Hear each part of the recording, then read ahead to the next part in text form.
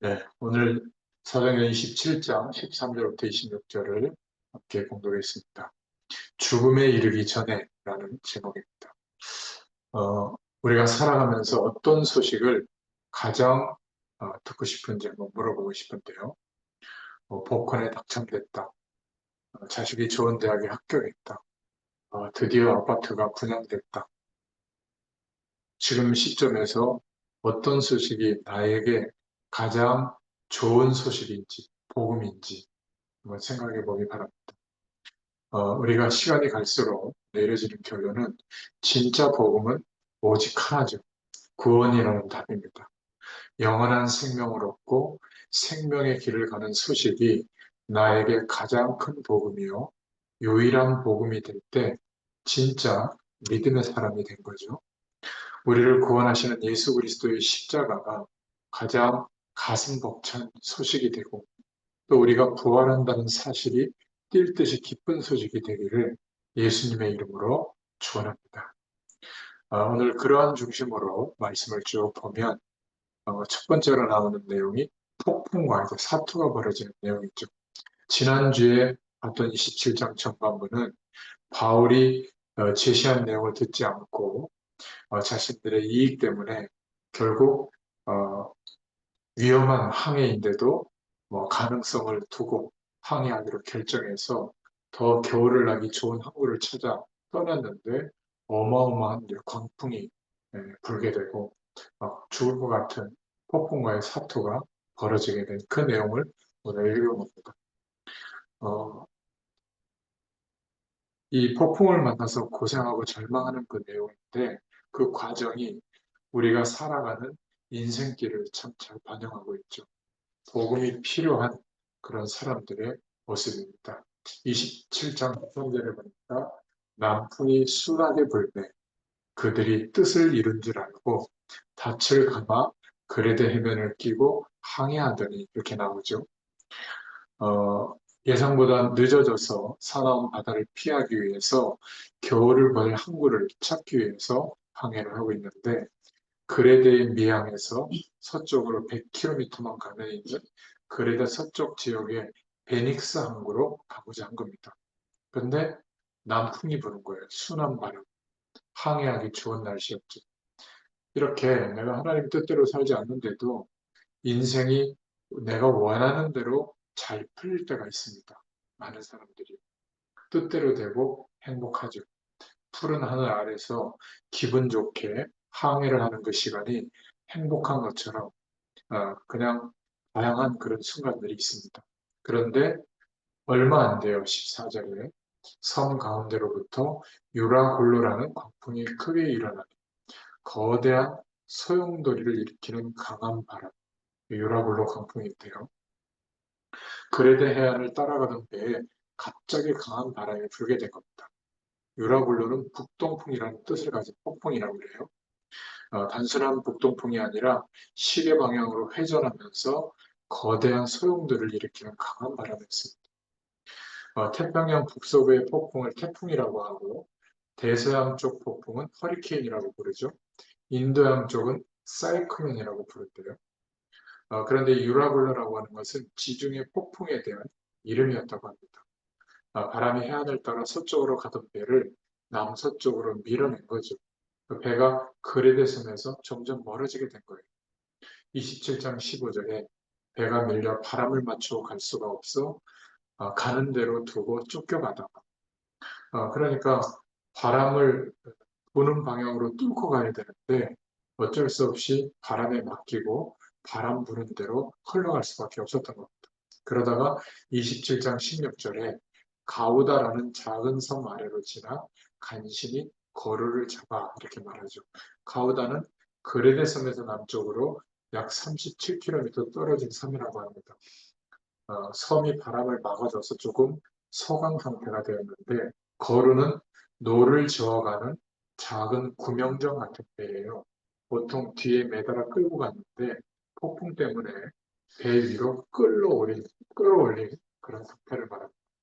아무튼 사투를 벌이고 있는데 27장 17절에 끌어올리고 줄을 가지고 선체를 둘러감고 스르디스에 걸릴까 두려워하여 연장을 내리고 그냥 쫓겨가더니 작은 구명정을 배 위로 끌어올려서 선체와 함께 묶고 구명정과 배를 더 튼튼하게 만들었고 이 스르디스는 지중해 남쪽에 해당되는 북아프리카 연안의 모래톱 지역을 의미해요.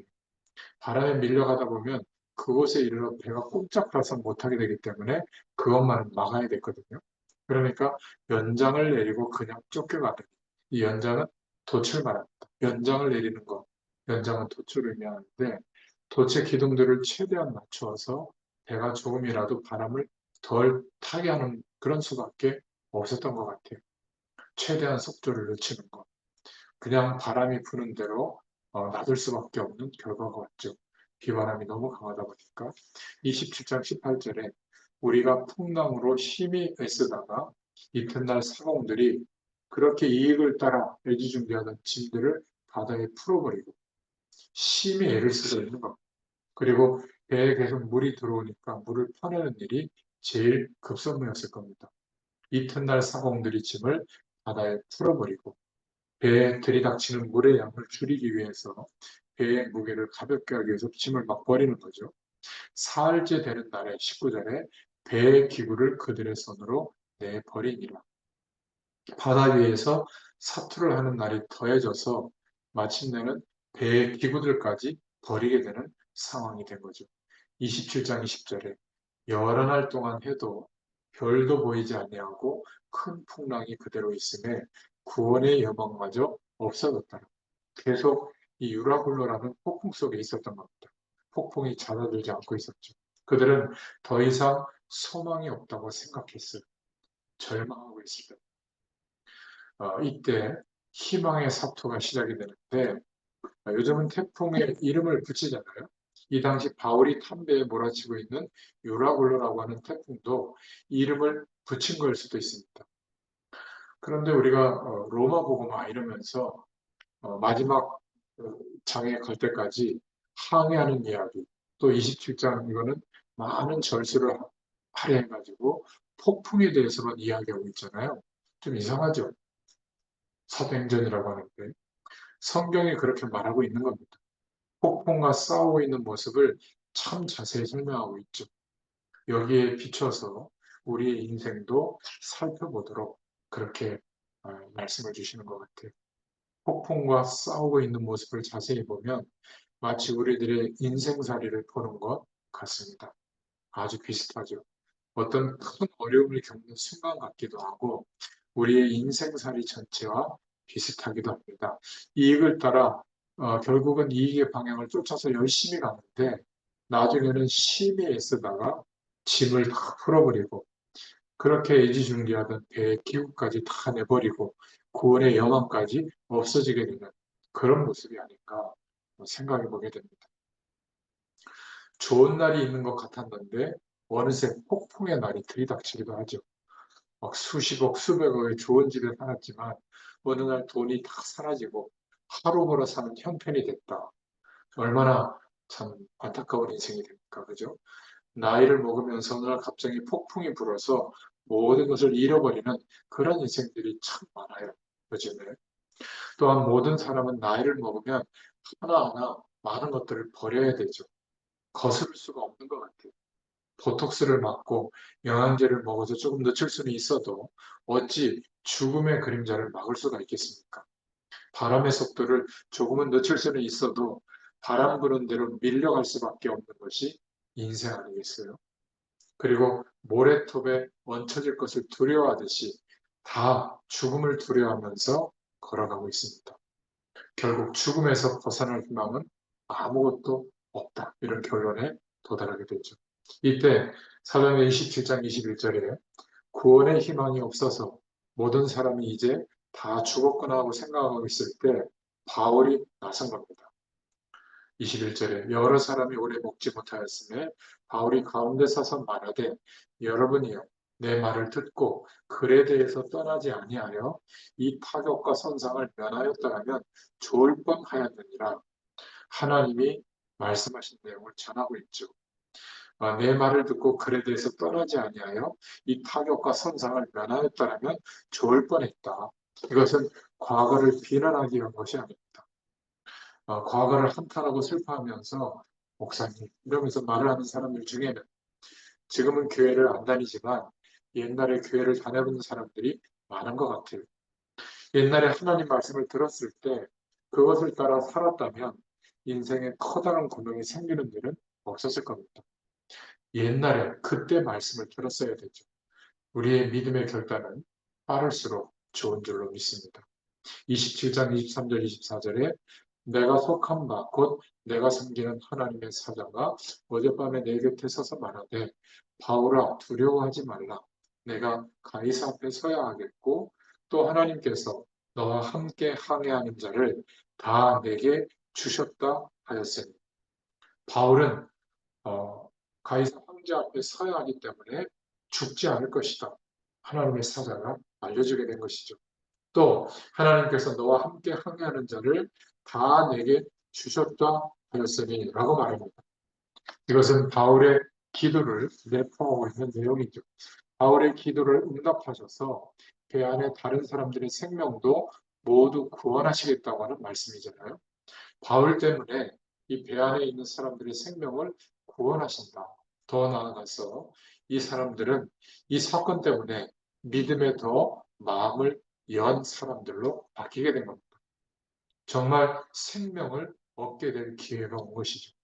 27장 25절 26절에 여러분들이 안심하라. 나는 내게 말씀하신 그대로 되리라고 하나님을 믿노라. 그런즉 우리가 반드시 한 섬에 걸리리라 하더라. 그렇게 말하고 있죠. 모래톱에 빠지는 것이 아니라 한 섬에 도착하여 살게 될 것이다. 이런 희망을 하나님으로부터 받아서 전달하고 있는 겁니다.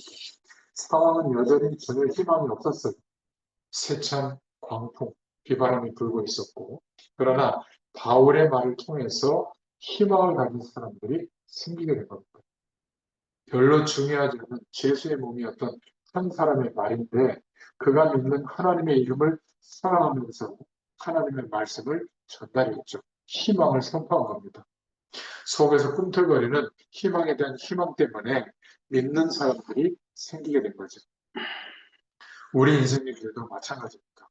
죽을 수밖에 없었던 그 길에 부활의 소망을 우리에게 주신 줄로 믿습니다. 인생의 사람들이 모두 열심히 살아가지만 결국은 죽음의 길을 가고 있죠. 그들에게 성경은 부활이라고 하는 희망을 계속 말하고 있습니다.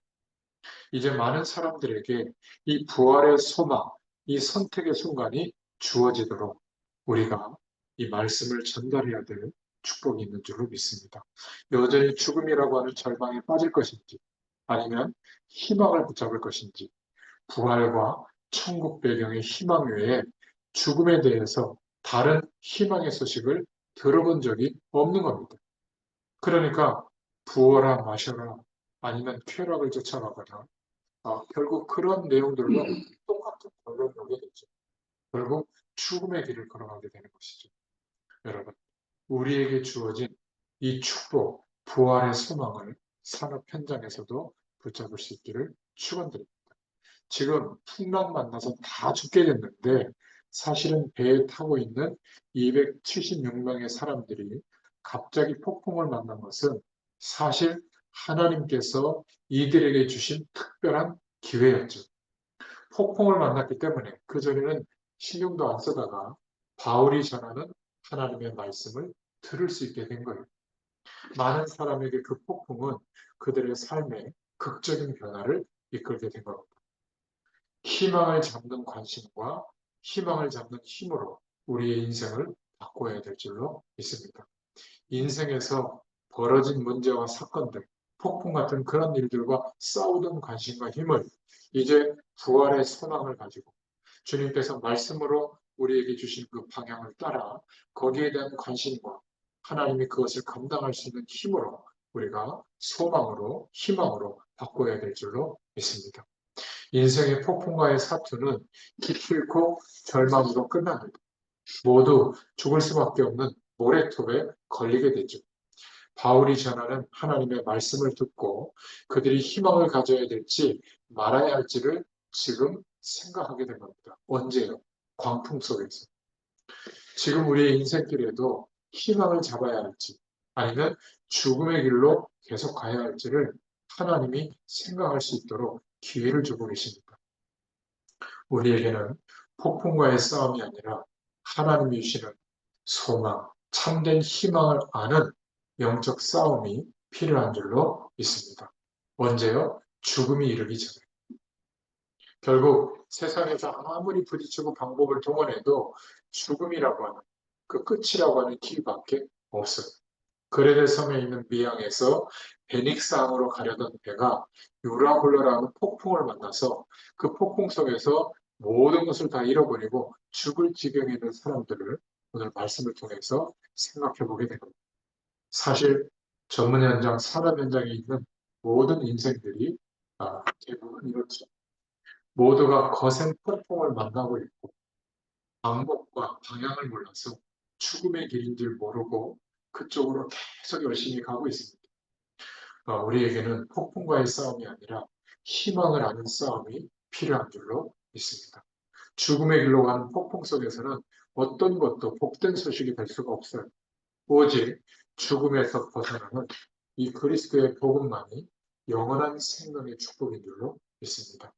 이 땅에서 죽음의 어, 순간이 오더라도 어떤 상황과 조건이 우리에게 닥치더라도 웃을 수 있는 우리에게는 영원한 생명의 축복이 있다는 것 확신하시기 바랍니다.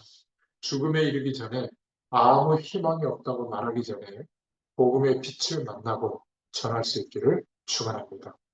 영원한 죽음의 권세를 이기고 영원한 생명의 축복을 얻고 전하는 인생이 되도록 하나님께서 역사해 주시기를 간절히 축원합니다. 기도합니다. 하나님 감사합니다.